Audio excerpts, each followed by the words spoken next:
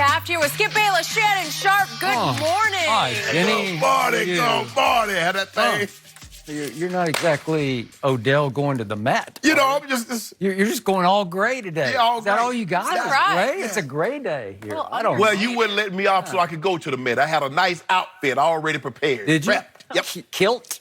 No. No kilts? I'm not wearing. American men shouldn't wear Okay. kilts. I All don't right. see you wearing a kilt Yeah. anytime I soon. do. But I It'll got- be on social media tomorrow. All over the place. We have a lot to get to on today's show. Maybe we'll talk about some looks later, but we will get to this. What is wrong with Kyrie Irving? And will number 2 close out the Sixers tonight? But we are going to start in Houston. The Rockets needed a win last night to tie up their series against the Warriors. James Harden was typical James Harden, scoring 38 points to help Houston build a 17-point lead in the third. But then Golden State came back. Steph Curry hit a 3 with under 20 seconds left to cut Houston's lead to 2. And then the Warriors had 2 shots to tie it in the closing seconds, but both Kevin Durant and Steph Curry missed open threes. The series is now tied at 2 with Game 5 tomorrow night at Oracle. So, Shannon, what was the biggest reason for the Rockets' win?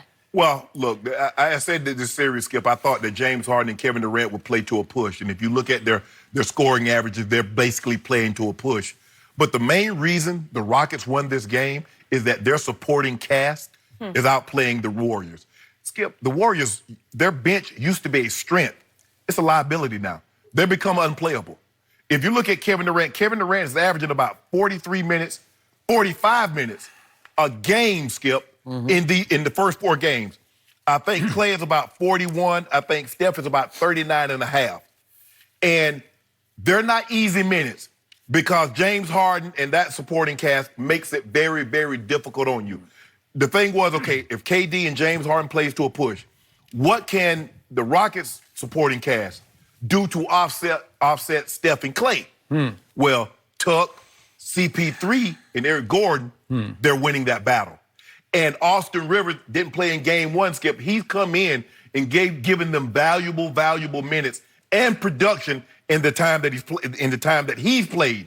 So when you look at it, I believe the main reason is that Eric Gordon, CP3, Capella got up there on that. Skip, you remember after they closed out the series in Utah, he was up there, we want the Warriors. Well, I can't tell you want them because you can't play your normal minutes because you've become a liability. This was as good a game that we've seen, but I think the main reason the Rockets won is that their supporting cast is outplaying the Warriors supporting cast because Harden and KD, they're going to play to a push. Okay. Steph Curry got it going last night, and I like the way Steph got it going last night, Skip. He didn't settle for the 3 and said, I need to see the ball going from 3. He drove the basketball. He hit a couple of mid-range, kind of cooled off in the second and third, picked it back up in the fourth. But the Rockets were the better team last night. When you look back at it, I think we're going to look back at this series because I believe it's going to go 7 games, Skip. We're going to look back and say, you know what? The Warriors really could have swept this series, but so could the Rockets. But fortunately for us, we're going to get 7 games.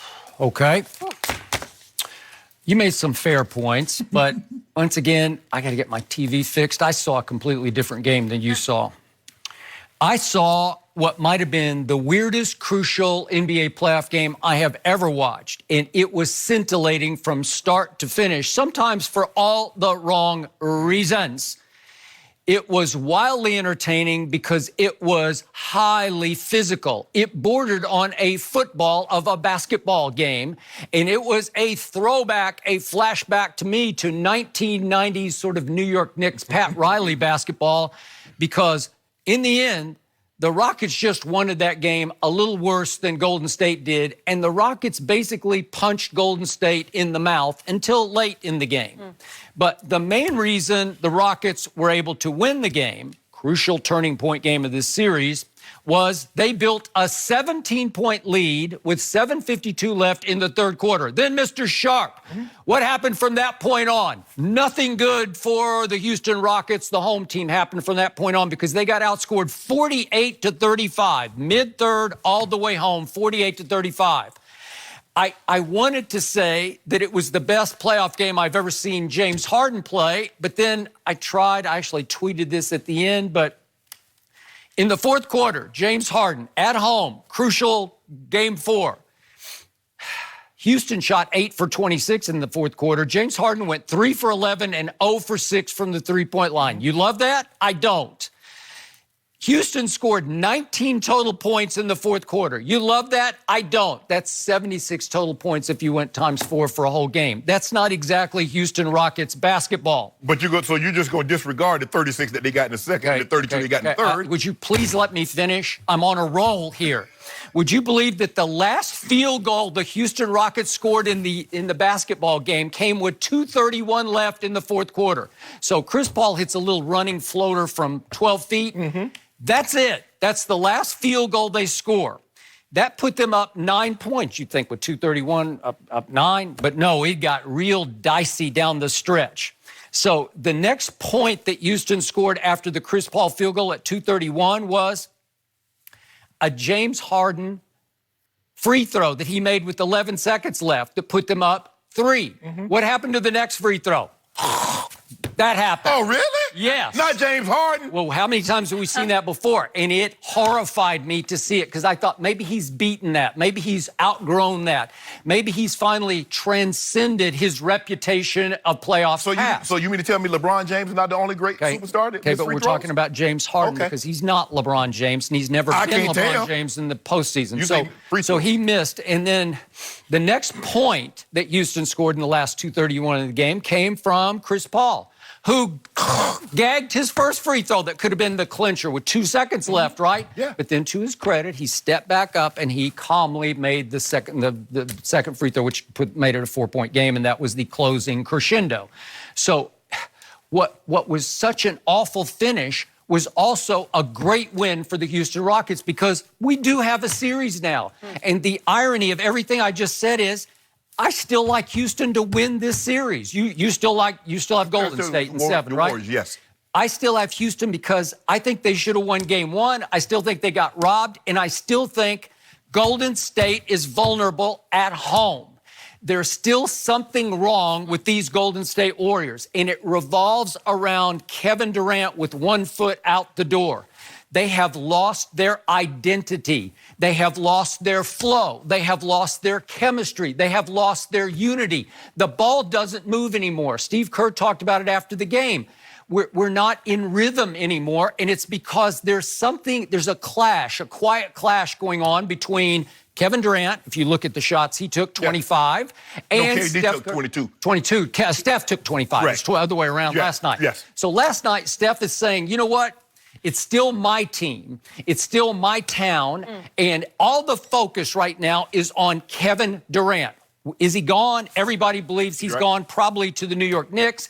And there was one key heckler last night who was sitting right behind the TNT setup there, the 2 TNT announcers, who kept yelling at Kevin Durant, New York Knicks, New York Knicks. It just echoed through my TV all night long, and it was driving me crazy. And I got to believe, we know how thin-skinned Kevin Durant is. I think it probably started getting to him. Well, I saw him walk over like he was talking to somebody. I don't know if it was that guy. I don't know if it was that guy, but he looked like he was talking to someone. Couldn't really tell. But sometimes one heckler is better than chanting hecklers, right? Instead of a whole arena chanting, because it starts to grate on you because he's got one of those shrill voices and it's echoing through the TV. Not that Kevin was watching TV, but after a while, it might have started getting to him, and it did come down to those 2 each got a last shot. Pretty wide open. There were bombs. Now, they were... No, poo-poo it, Skip. No, I need you to have that same energy for the best player. I've had a lot of energy. No, but come on. Yeah. So I just told you there's no flow. It's like, is it your turn or my turn? Kevin did go up on that, and Austin Rivers blew the defensive assignment because P.J. Tucker got picked clean on that play, right. And it's up to Austin just to leap out and get in his face. Nobody got in Kevin Durant's face, and I could make a case maybe that was the best thing that happened because I think Kevin was as shocked as anyone. He wound up with a wide open look. It's about 4 feet beyond the three-point line, so it's not just a pure 3. It's a pure 3. Okay? Well, I mean, but it's a deep 3. Oh, no. And he missed it. Listen, he was wide left. Why are you not? Hold on. We can't. Don't bring up the guy who's not in the play. No. He's irrelevant. We don't care. Nobody cares about him. No, we're going to do a subject on him in a minute. Okay. So clearly people do care. Yep. But no. But see, you want to, the question was, Game 4, what was the biggest reason the Rockets win? Yeah. You haven't given me a reason why they won. I'm giving you lots of reasons. I gave you physicality off the top was reason number one. So